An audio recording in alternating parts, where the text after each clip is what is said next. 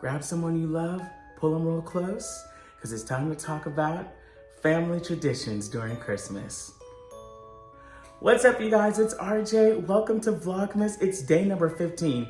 Can you believe we've been doing this for 15 days? Seriously, like crazy. I'm like, oh my gosh, I can't believe I've actually been doing this. I've made more cocktails and more food, I think, than anything else. But it's been so much fun. It's definitely been a push to be creative and to be innovative. And the feedback I've gotten is really good. So thank you guys so much for tuning in, for watching, for making the recipes, for sponsoring the content in the videos. You guys are incredible, and I would not have been able to do this without you, so thank you. Today is a little bit different. As you can see, there's no cocktails in my hands. We're gonna talk about family traditions. More specifically, we're gonna talk about my family traditions. It all starts for us with the decorations. I mean, obviously, right? We grew up decorating. Like, decorating for my family during Christmas is like you're going to war, let me tell you something. Because all of my family has their own unique style. Like, my aunt does like animal print Christmas. My mom does country Christmas. One of the things that we used to do every Christmas Eve is we'd all get up early on Christmas Eve and we'd bake a whole bunch of cakes, little bundt cakes, a whole lot of them. Once they were done, we'd wrap them up in cellophane, make them look really pretty, and then we'd go out and carol to all of our friends, to our relatives, and we'd bring them cake and we'd go sing at their house. My brothers and sisters and my mom, we all can sing. We just grew up being able to sing. My dad was a musician, my mom sings, my grandmother sings, my great-grandmother sang. It just ran in our bloodline. So we love music and we love to sing, and we would go from house to house bringing bundt cakes and singing Christmas carols.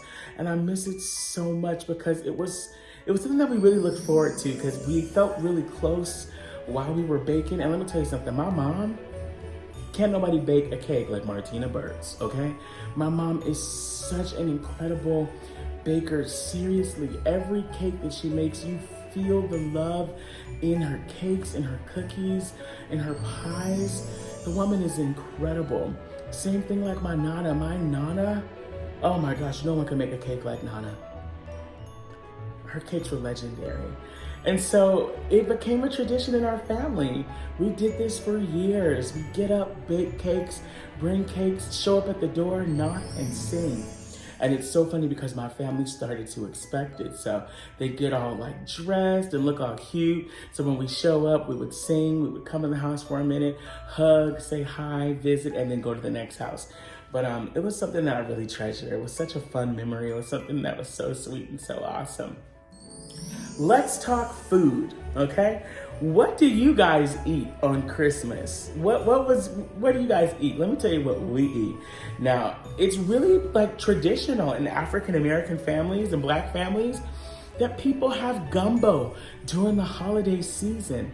Let me tell you something, if you aren't having gumbo on Christmas, you are having gumbo on New Year's.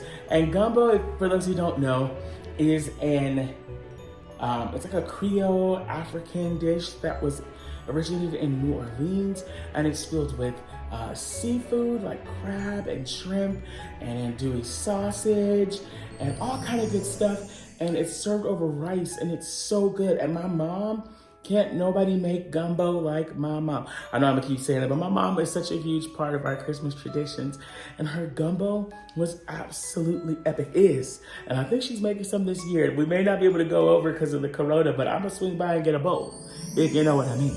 Mom, if you're watching, I'm coming for my bowl. But seriously, gumbo, such a huge part of it.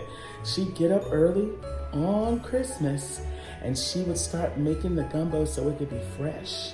You know, we'd go to my grandmother's and we'd go to my Nana's and we'd open up gifts and we'd have breakfast at Nana's, and it'd be so sweet because when we got there, my grandmother and my Nana and my pa would give us each corners of their condo to go sit at. And we'd all sit there, and then my Nana would pass out the gifts to all of us. And every year we each got a popcorn bucket, you know, the popcorn bucket with the 3 different flavors, caramel, butter, and cheddar. And we got Danish cookies.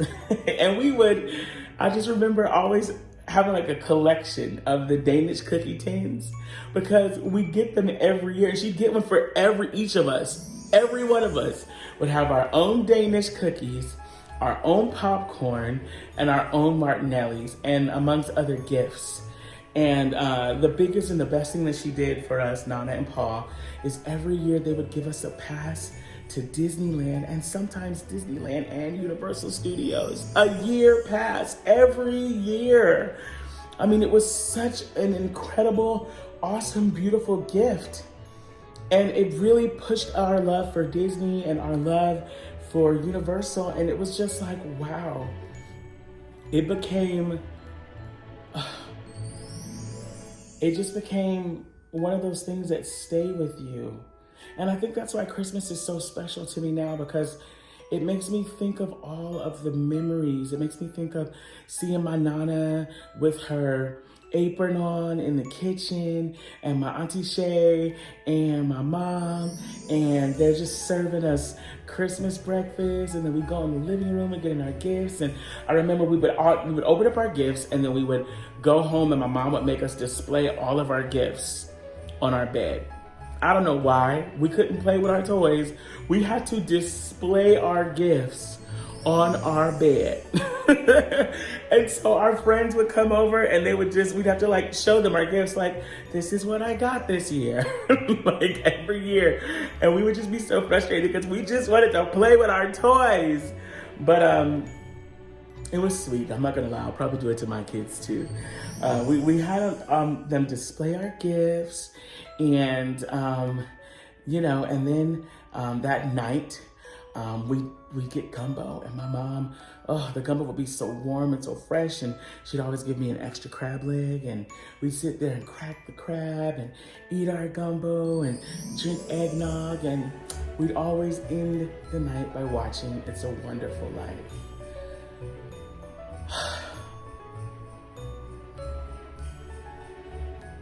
I'm like low-key getting emotional because, you know, those are the best times. And they were the most beautiful times. And I honestly miss, and I'm sad that, you know, my Nana and, you know, is watching from heaven, and my sisters and brother are on the other side of the country, and due to COVID, we can't really do that. But what we do have is our memories. What we do have is the love. And when someone is gone or someone isn't close, the love doesn't go. Love doesn't die. Love doesn't move away.